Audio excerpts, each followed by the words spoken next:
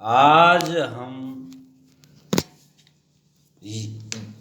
सामवेद के बाद अथर्ववेद का अध्ययन करेंगे। इस वेद का अर्थ है अथर्वन अर्थात जादू टोने का वेद।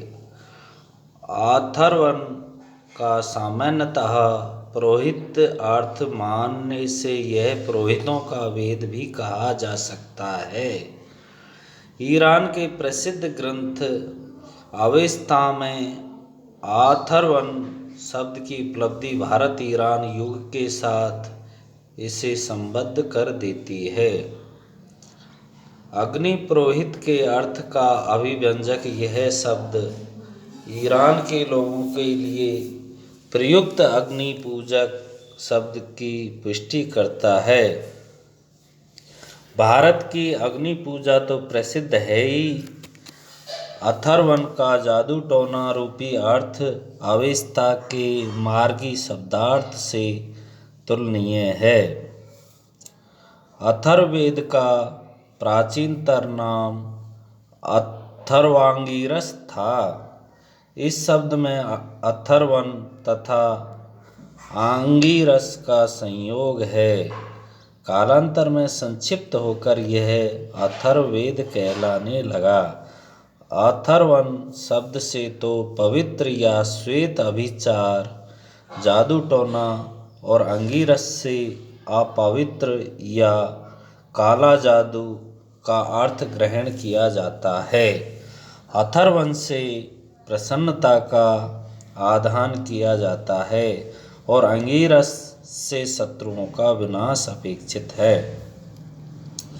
अथर्ववेद में 731 सूक्त हैं। इसके सर्वाधिक सुरक्षित संस्करण में करीब 6000 मंत्र हैं। ये सूक्त 20 मंडलों में विभक्त हैं। 20वां मंडल संभवतः बाद का है। 19वां मंडल भी मूलतः अथर्ववेद से जुड़ा हुआ नहीं था। 19वें तथा 20वें मंडल की भाषा तथा शैली कुछ पृथक सी प्रतीत होती है। इस वेद में 1800 से अधिक पद्यों में पुनरावृत्ति विद्यमान है। पुनरावृत्ति को हटा देने पर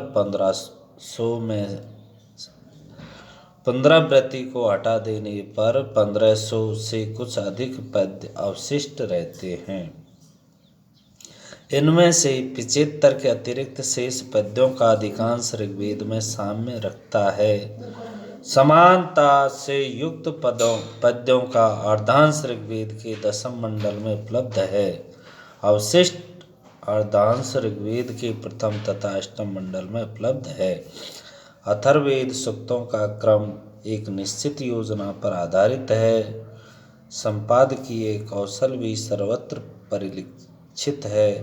प्रारंभ के 7 मंडलों में छोटे छोटे सूक्त है और प्रत्येक सूक्त में पद्यों की संख्या भी निश्चित है। उदाहरणतः प्रथम मंडल के सूक्तों में 4 मंत्र है, द्वितीय मंडल के सूक्तों में 5, तृतीय में 6, चतुर्थ में 7 मंत्र है। पंचम मंडल के सूक्तों में 8 से कम और 18 से अधिक नहीं है। छठे मंडल में 142 सूक्त है तथा मंत्र संख्या 3 है। सप्तम मंडल के सूक्त 118 के करीब है। उनमें 1 या 2 मंत्र ही उपलब्ध हैं। 15-16वां मंडल गद्यात्मक है, जो कि पूर्वोत्तर तथा बाद की पद्यात्मकता में व्यवधान माना जा सकता है। अन्य मंडलों के सूक्तों तथा मंत्रों की संख्या असमान है, किंतु उनमें विषय सामग्री निश्चित सी है। उदाहरणतया 14वां मंडल विवाह से और 98वें मंडल के सूक्त शब्दाह से संबद्ध है। अथर्ववेद की भाषा तथा छंद प्राय वही है जो ऋग्वेद में है, किंतु अथर्ववेद की भाषा में कई नए रूप भी संदृष्ट है और इसके छंदों का प्रयोग भी उतना कठोर नहीं है। कई मंडलों में गद्य पद्य का सन्निवेश है। इस वेद की रचना ऋग्वेदोत्तर है जैसा कि इसके वर्णनों से स्पष्ट है। इसमें आर्यों के कंग प्रदेश में बसने और दक्षिण की ओर प्रसार करने के उल्लेख उपलब्ध है। बंग प्रदेश के शेर को इसमें भयंकर पशु बताया गया है। राज्याभिषेक के समय सिंह चर्म पर राजा के पैर रखने का भी उल्लेख है। इसमें चारों वर्णों की स्थिति वर्णित है। अथर्ववेद में प्राप्त आभिचारिकता जादू टोना के कारण बौद्ध तथा जैन ग्रंथों में इसके अध्ययन का निषेध किया गया है। जादू टोने के विरुद्ध मनुस्मृति आदि में भी कई उक्तियां हैं। इससे ब्राह्मणों द्वारा जादू टोने का विरोध व्यक्त हुआ है। वेदों में अथर्ववेद की गणना न होने का भी यही कारण रहा होगा। बौद्ध ग्रंथों में वेद त्रयी शब्द इसी प्रकार के पक्षपात का द्योतक है, क्योंकि इन सभी ग्रंथों में अथर्ववेद के अस्तित्व के संकेत अवश्य मिलते हैं। इस वेद की रचना ऋग्वेदोत्तर है, किंतु इसके कुछ सूक्त जिनमें प्रागैतिहासिक लोकप्रिय जादू टोने की भाव पीठिका परिलक्षित है। ऋग्वेद के प्राचीनतम सूक्तों के समकालीन माने जा सकते हैं, जैसे वेशज्ञानी सूक्त। इन सूक्तों को आयुर्वेद शास्त्र का उद्गम कहा जा सकता है। इनमें रोगों के चिन्ह दिए गए हैं। इससे रोग का निदान सरल हो जाता है। ज्वर की उत्पत्ति अपकारक शक्तियों अर्थात भूत प्रेतादि से मानकर इसे सुदूर समुद्रों तथा देशों की ओर चले जाने के लिए अभिलाषा की गई है। दंत पीड़ा को कृमि जनित बताना वैज्ञानिक दृष्टिकोण का परिचायक है। आयुष्मानी सूक्त। इन सूक्तों में स्तुतिकर्ता सोम तथा यजमान के लिए दीर्घ आयु, 7 वर्षीय धन समृद्धि तथा पशु समृद्धि आदि की कामना करता है। इसमें आयुष्य विरोधी शक्तियों के परिहार की भी प्रार्थना है।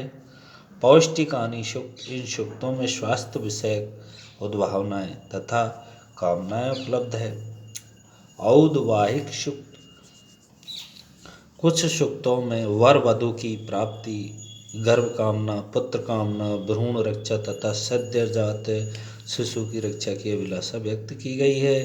कुछ सूक्तों में औद्वाहिक जीवन के विरुद्ध षड्यंत्रों की रचना तथा विनाश के साथ ही अपशकुनों के निवारण का भी चित्रण है। एक सूक्त में अभिस्वारिच्छुक युवक द्वारा प्रेयसी के बंधु बांधवों की निंदा विलक्षित है। कहीं पर पुरुष द्वारा स्त्री का वशीकरण और कहीं स्त्री द्वारा पुरुष के वशीकरण का चित्रण है।